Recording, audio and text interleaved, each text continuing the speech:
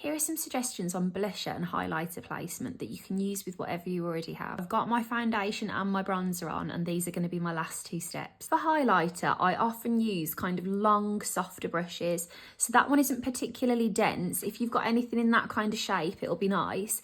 It just kind of helps to sweep a wash of colour without leaving any harsh lines as such. So I'm going to put some dots roughly in a round kind of shape around here, and then use my brush to just really gently buff that in. And actually, a little tip for you, rose gold highlighters will work really well for all complexions. See how it's kind of like you've been for a brisk walk or something? I actually think it looks lovely. Now for cream blusher, this one is very pigmented, so I'm actually going to use the brush that I applied my foundation with.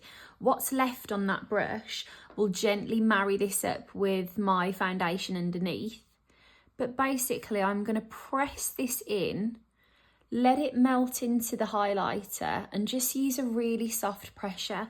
And I'm going a little bit higher than where my cheeks actually sit, because the thing to remember with your makeup is you are in charge of where you put it. You don't have to follow the lines of your face.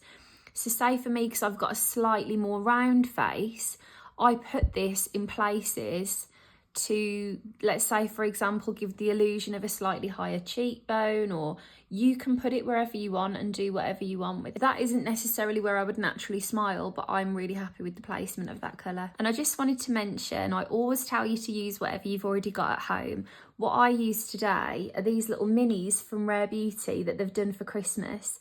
That is a full-size blusher. The minis are brilliant, and like they're so pigmented that even that would last you for ages. So if you've been eyeing them up or wanting to try a few different shades, it's a really lovely way to give them a go.